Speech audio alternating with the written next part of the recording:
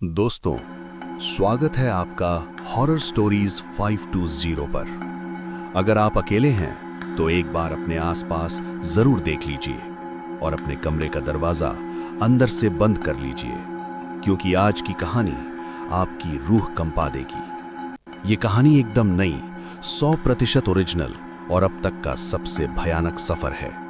Headphones लगा लीजिए, lights off कर दीजिए और चलिए चलते हैं अंधेरे के उस सफर पर जहां से वापसी की कोई गारंटी नहीं है। पार्थ को अपनी नई जॉब की पहली रात ही अजीब लग रही थी।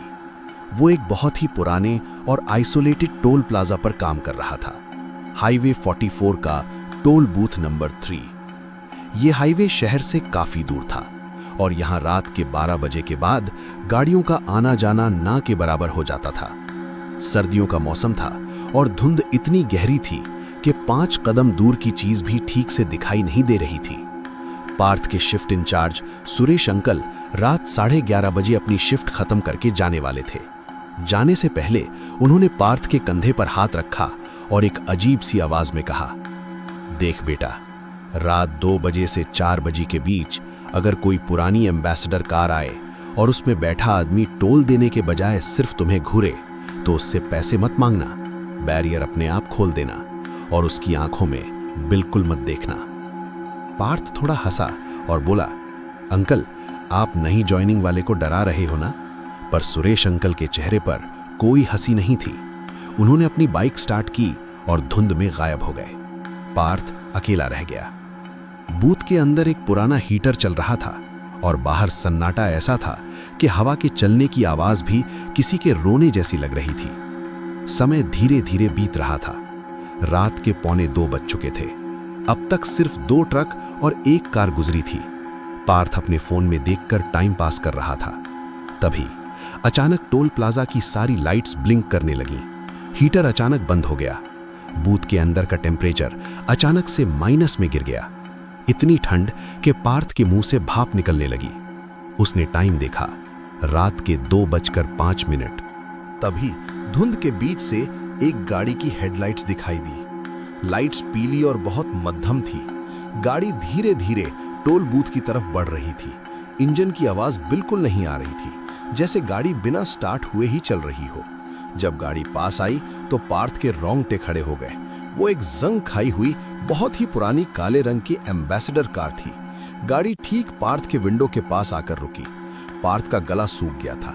सुरेश अंकल की बात उसके दिमाग में गूंज रही थी कि उसकी आंखों में बिल्कुल मत देखना। विंडो का शीशा धीरे धीरे नीचे हुआ। अंदर इतना अंधेरा था कि ड्राइवर का चेहरा ठीक से नजर नहीं आ रहा था। पूरा बूथ एक अजीब सी सड़ी हुई बदबू से भर गया, जैसे पुराने मांस और जले हुए बालों की महक हो। टोल कितना हुआ? एक आवाज आई। ये आवाज किसी इंसान की नहीं लग रही थी। ये आवाज ऐसी थी जैसे 2 पत्थरों को आपस में रगड़ा जा रहा हो। पार्थ की नजर झुकी हुई थी। उसने कांपते हुए हाथों से बैरियर का बटन दबा दिया और बिना ऊपर देखे कहा, आप जा सकते हैं, कोई टोल नहीं है। पर गाड़ी आगे नहीं बढ़ी। तुमने मेरी आंखों में नहीं देखा, उस आवाज ने कहा। इस बार आवाज पहले से ज्यादा करीब थी। पार्थ को महसूस हुआ कि किसी की ठंडी सांस उसके हाथ पर पड़ रही है। उसने हिम्मत करके थोड़ा सा तिरछी नजर से देखा। ड्राइवर सीट पर जो बैठा था उसकी गर्दन 180 डिग्री घूमी हुई थी और उसकी आंखों की जगह सिर्फ 2 गहरे काले गड्ढे थे जिनसे काला खून बह रहा था। पार्थ की चीख निकलने ही वाली थी कि अचानक एम्बेसडर की पीछे वाली सीट का दरवाजा खुला। एक लंबा पतला साया गाड़ी से बाहर निकला। उस साये के पैर जमीन पर नहीं पड़ रहे थे, वो हवा में तैर रहा था। पार्थ ने तुरंत काउंटर के नीचे छिपने की कोशिश की, पर उसका शरीर जैसे पत्थर का हो गया था। लकवा मार गया था उसको। वो सिर्फ अपनी आंखों से देख पा रहा था। वो साया टोल बूथ के दरवाजे के पास आया।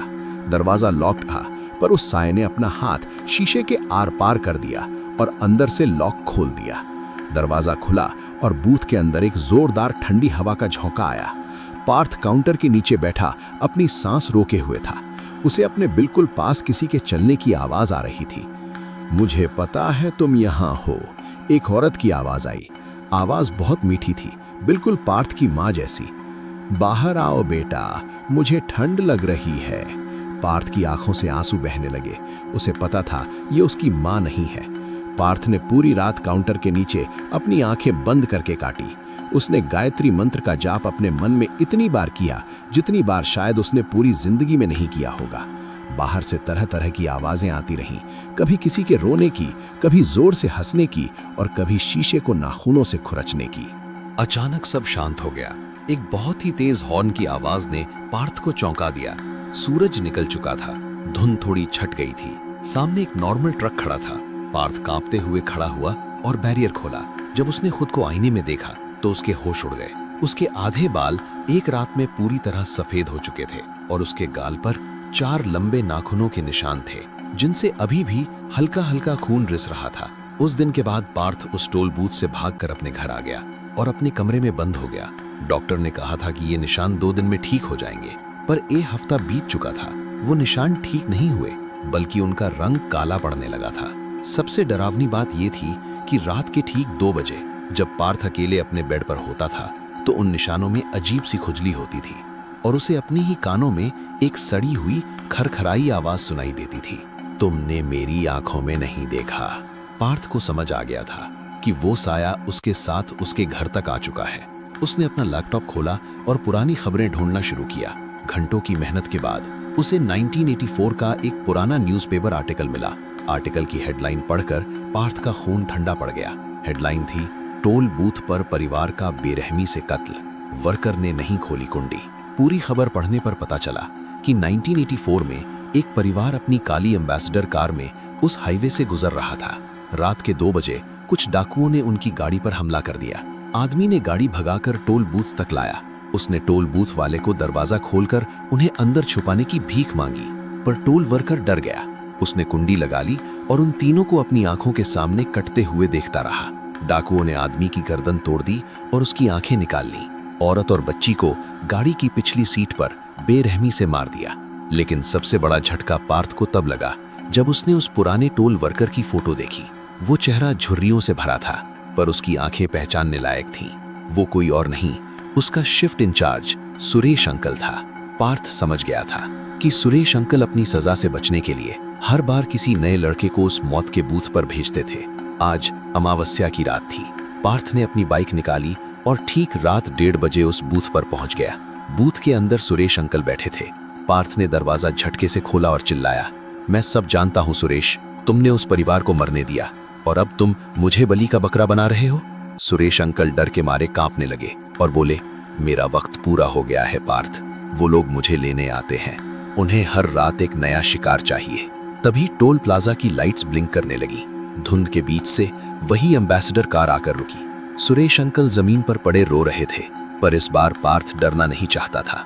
उसने दरवाजे का लॉक खोला और बूथ से बाहर निकल गया। जिसने तुम्हारे पास दरवाजा नहीं खोला था वो आज भी अंदर ही बैठा है, पार्थ ने चिल्लाते हुए कहा और बूथ का दरवाजा बाहर से बंद कर दिया। एम्बेसडर से वही साया बाहर निकला।